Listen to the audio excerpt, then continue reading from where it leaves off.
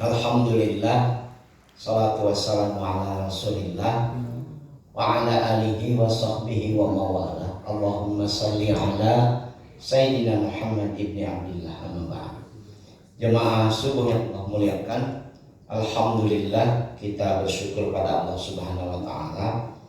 Allah berkenan mengumpulkan kita, mempertemukan kita dalam aktivitas ketaatan kita kepada Allah Subhanahu wa taala. Salat subuh berjamaah di masjid di bulan yang penuh dengan keistimewaan. Dan seingat saya ini sudah masuk ke hari ke-10 ya. Hari 10. Kamis kan? Kamis. Artinya insya Allah kita sudah melewati tahap awal Ramadan yang penuh dengan keberkahan ini. Yang kata Nabi SAW dalam satu hadisnya, awaluhu rahmatun. 10 hari pertama itu rahmat, kebaikan. Wa awsatuhu, pertengahannya nanti maghfiratun. Wa akhiruhu itqun minan nar, pembebasan dari neraka. Jadi mudah-mudahan kita semua masuk periode kedua dalam bulan Ramadan ini dengan lancar, tidak ada halangan yang berarti, dan sampai akhir itu makin kuat, makin menikmati.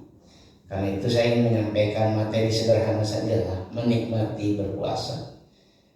Karena saking seringnya puasa itu kita lakukan puluhan tahun, hanya seringkali dianggap sebagai kebiasaan saja, rutinitas seperti sholat 5 waktu. Kadang-kadang rohnya hilang. Demikian juga puasa. Apalagi kita puluhan tahun, sebagian dari kita mungkin sudah sangat luar biasa. Ada yang lebih dari 60 tahun puasanya, ada yang mungkin lebih dari 70 tahun dan lain sebagainya. Nabi sendiri seperti pernah saya sampaikan hanya 9 kali berpuasa bulan Ramadan. 8 kali puasa Ramadan beliau itu 29 hari dan satu harinya 30 hari. Kenapa hanya 9 kali? Karena syariat puasa Ramadan baru kemudian diwajibkan ketika beliau hijrah ke Madinah di tahun kedua. Sementara beliau kan cuma 10 tahun di Madinah. Sangat efektif puasa beliau, jadi contoh yang luar biasa, jadi role model bagi kita. Nah, di antara yang sangat penting bagi saya untuk disampaikan pada kita semua adalah menikmati berpuasa. Nikmati berpuasa sampai pada satu kondisi di mana betapa ruginya kalau kita tidak berpuasa, gak dapat kenikmatan. Mari kita lihat apa yang disampaikan oleh Rasulullah SAW.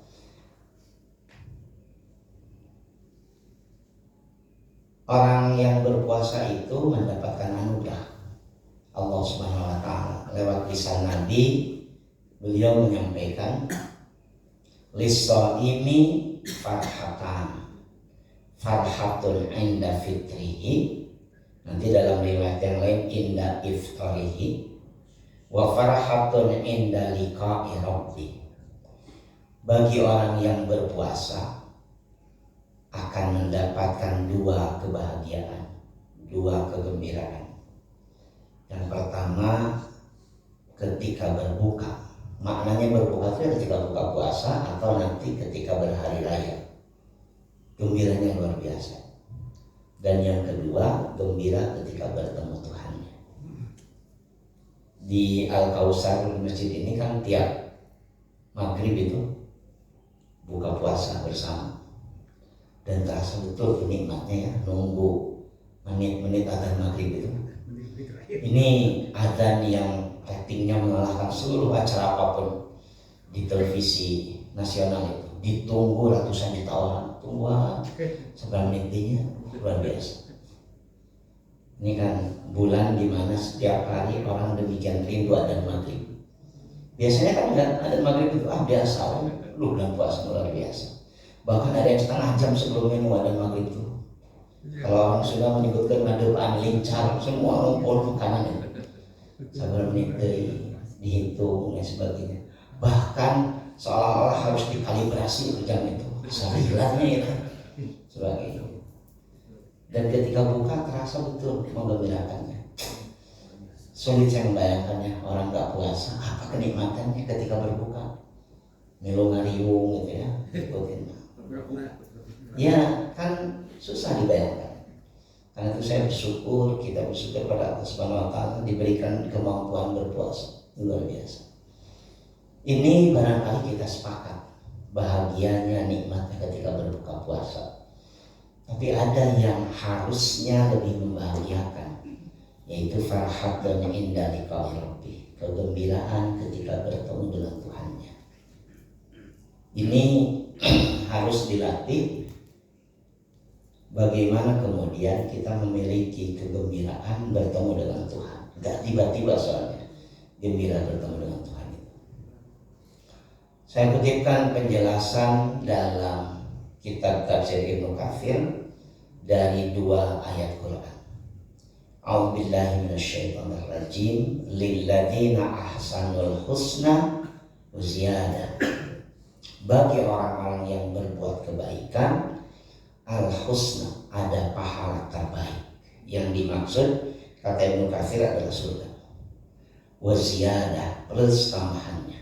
Anda bisa bayangkan, dapat surga, pahala terbaik disebutnya juga al-husna. Tapi Al-Quran menyebutkan wa ziyadah. Apa balasan yang menjadi tambahan lebih baik ketimbang surga? Kata beliau, yang dimaksud al-husna adalah surga, sedangkan az-ziyadah adalah bertemu dengan Allah di hari kiamat. Az-ziyadah, tambahan, plus, artinya jauh lebih menyenangkan dibanding surga. Ini susah dibayangkan, ngebayangkan surga saja susah. Kenikmatan surga itu kan kata Nabi SAW, ma'udhunun sami'at, tidak akan pernah terdengar oleh telinga, wala ainun ra'at, tidak akan pernah terlihat oleh mata, wala khatarat fi qalbil bashar, tidak akan pernah terlintas dalam hati kita. Jadi yang muncul itu ya sekedar model saja untuk memudahkan pemahaman dan orientasi.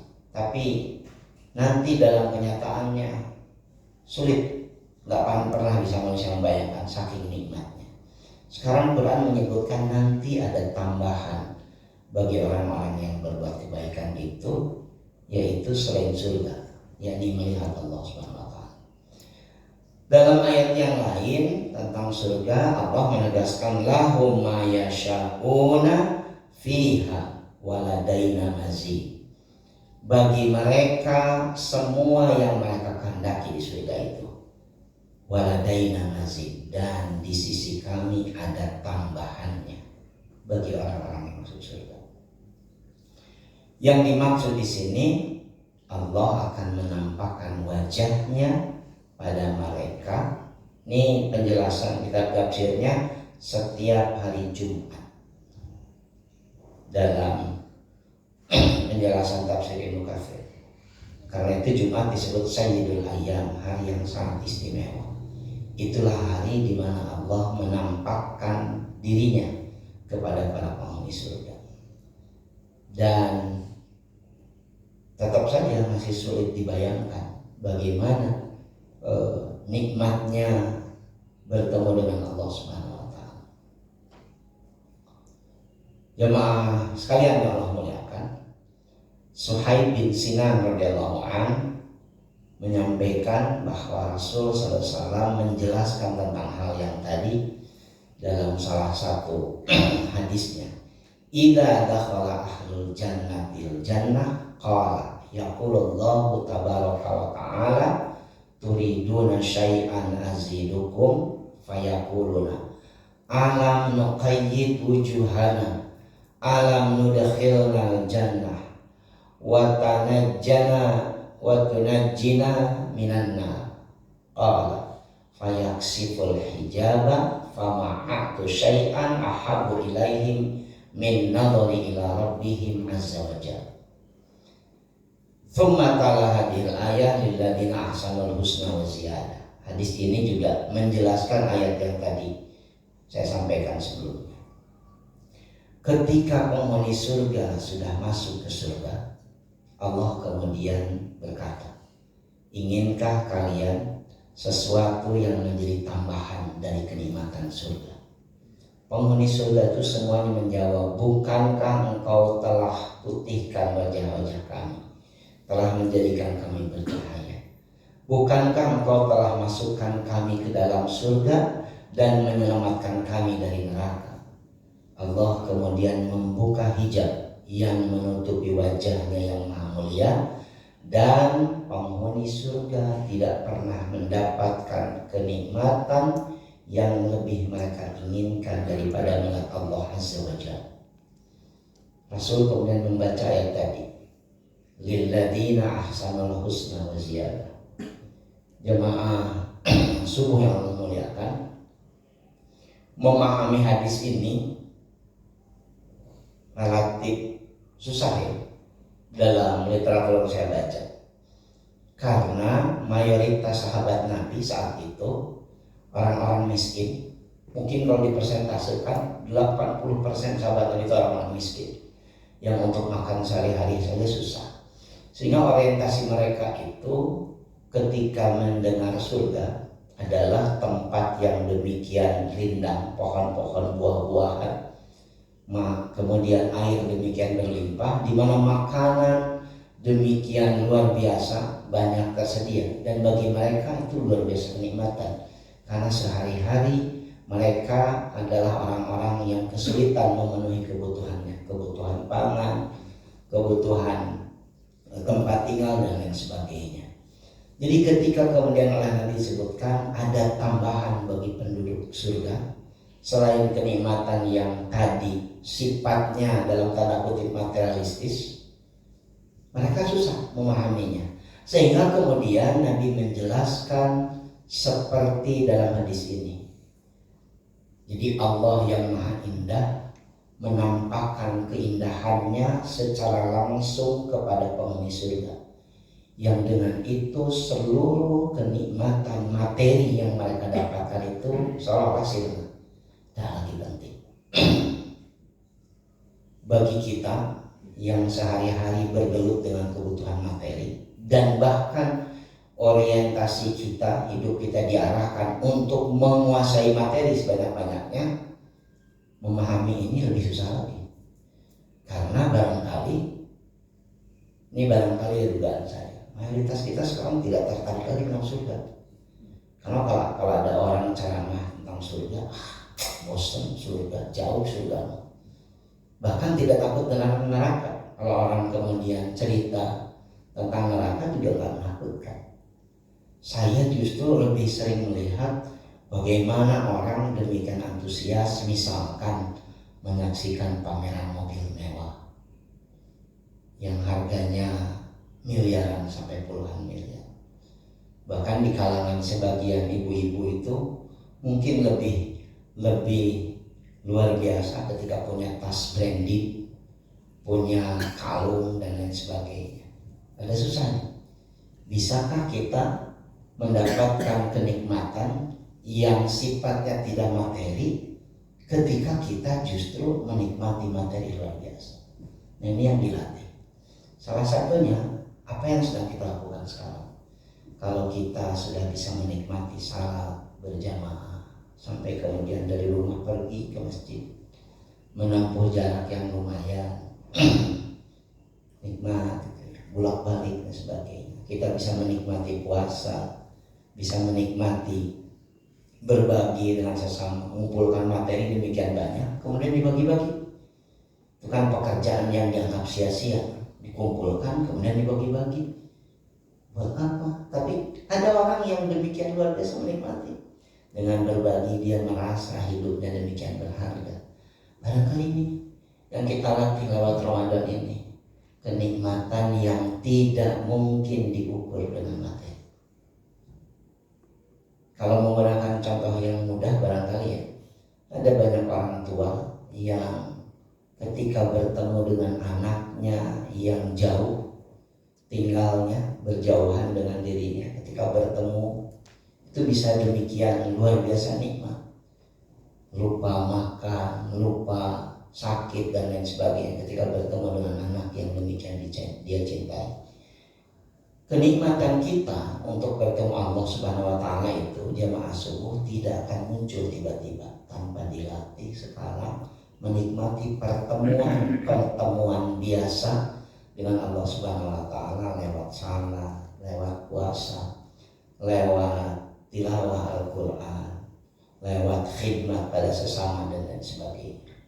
Inilah latihan kita, dan latihannya menjadi demikian efektif, masif, karena 1 bulan full kita dilatih, training untuk menikmati spiritualitas.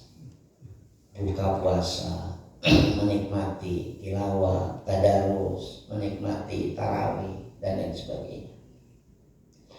Dan Nabi SAW ini sebagai akhir dari ngaji kita menyampaikan satu hadis yang menjadi rujukan tadi. Bisakah kita menikmati pertemuan dengan Allah nanti, adalah bagaimana kemudian kita berlatih, berikhtiar menikmati pertemuan kita dengan Allah sekarang. Man ahabba liqa Allah ahabballahu liqa'ah, wa man kariha liqa Allah karihallahu liqa'ah. Siapapun yang senang berjumpa dengan Allah, Allah senang berjumpa dengannya. Dan siapa yang benci bertemu dengan Allah, Allah juga benci bertemu dengannya. Kita nikmati pertemuan dengan Allah Subhanahu wa taala lewat aktivitas-aktivitas seperti ini. Mudah-mudahan harapan kita Allah senang berjumpa dengan kita kelak. Dan ikhtiarkan untuk tidak pernah membenci pertemuan dengan Allah dalam berbagai episode yang kita jalani. Karena ada orang yang ketika ketemu adzan itu bisa mekam-mekam, karek bieunya sholat terus adzan deui. Padahal sholat maghribnya dia jam 7 dan munggah mobil heula. Begitu sholat maghrib adzan isya dan lain sebagainya. Ini latihan kita jamaah sekalian, latihan untuk bisa senang bertemu dengan Allah Subhanahu wa taala. Karena apapun yang kita lakukan, suka tidak suka, kita pasti bertemu dengan Allah. Hanya dalam hadis yang lain, tidak saya kutipkan di sini, Allah menegaskan ada orang-orang yang Allah nggak berkenan. Jangankan bertemu, melihatnya saja Allah nggak berkenan di akhirat nanti, nggak berkenan.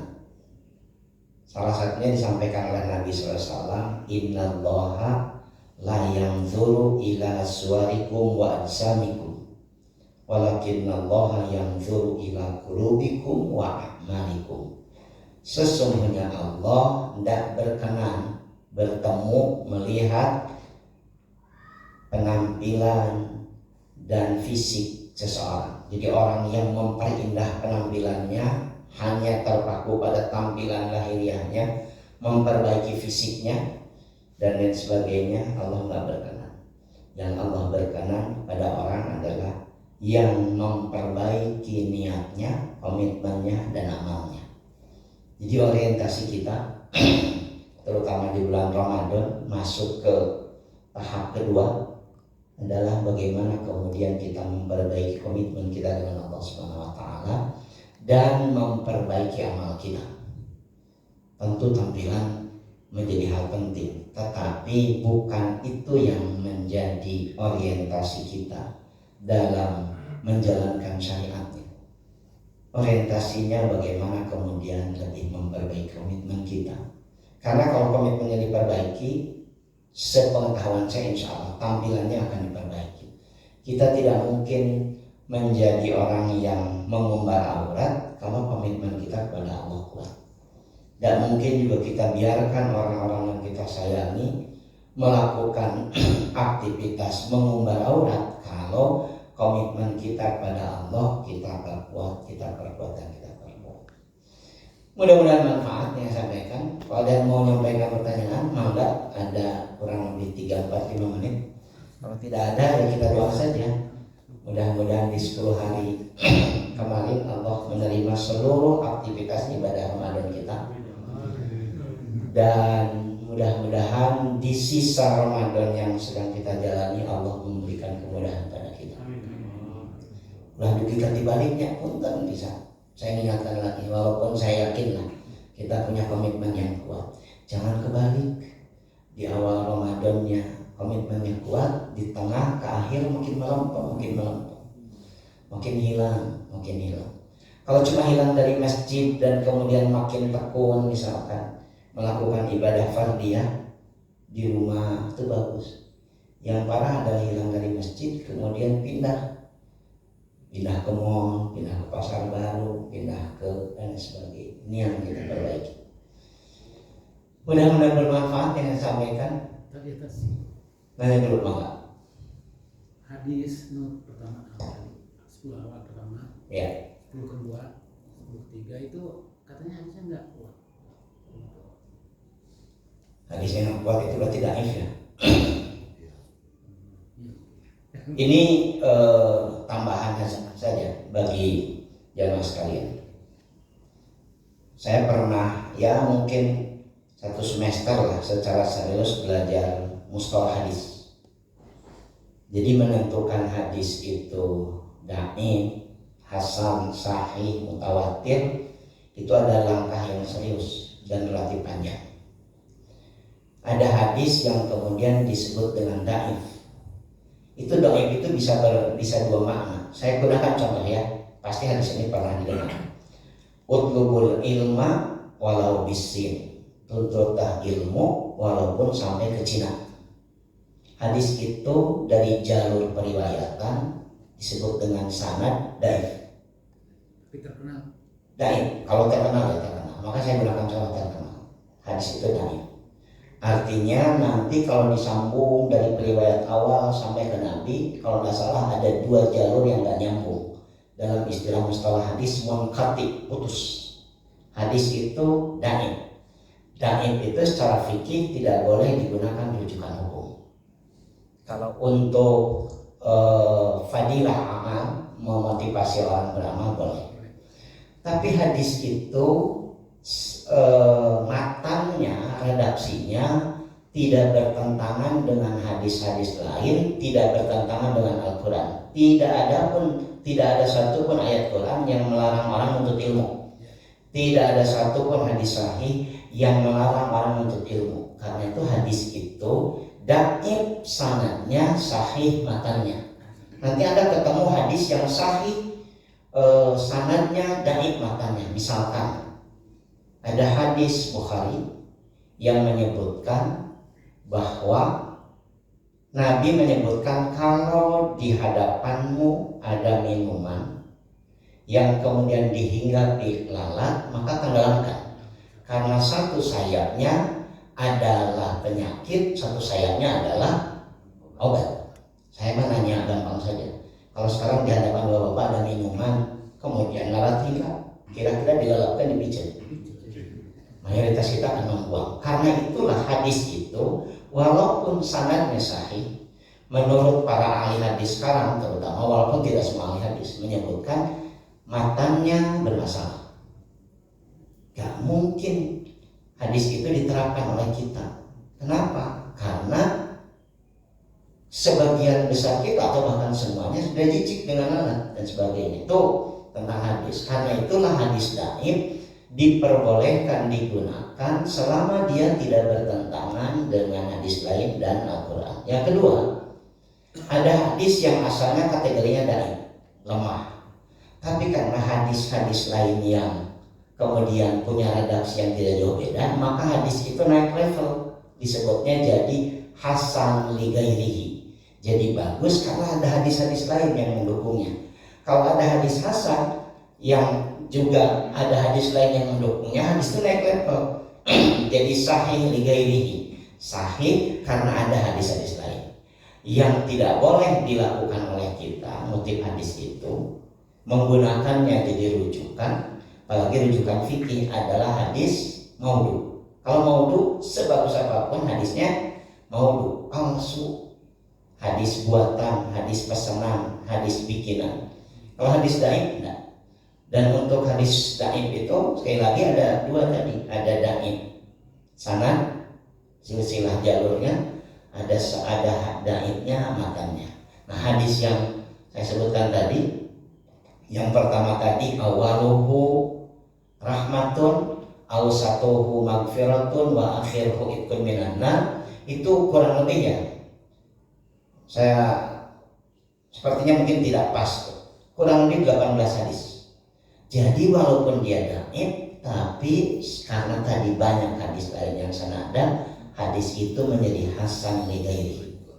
Artinya boleh digunakan, hadisnya jadi hasan, banyak. Sehingga memotivasi kita untuk beramal. Di awal Allah berikan kebaikan, di pertengahan Allah berikan ampunan, di akhir Allah bebaskan dari api neraka. Apa maksudnya? Muntiasa puasa teh full 1 bulan, sempurna, termasuk dibebaskan dari api neraka, sehingga di akhir Ramadan kita termasuk yang layak mengucapkan minal aidin wal faizin. Kami termasuk yang kembali kepada fitrah wal faizin dan mendapatkan keberuntungan. Sanes demi puasa dia minal aidin ya wal faizin, maaf lahir batin. Sudah maknanya salah, ya. Klaimnya juga keliru. Itu kira ngomong ya jawabannya. Itu ngaji kita, mudah-mudahan sekali lagi manfaat. Nikmati Ramadan ini. Mudah-mudahan Ramadan ini menjadi sarana kita menikmati pertemuan dengan Allah, supaya nanti bisa bertemu dengan Allah dalam keadaan kita menikmatinya. Subhanakallahumma wa bihamdika asyhadu an la ilaha illa anta astaghfiruka wa atubu ilaik. Assalamualaikum.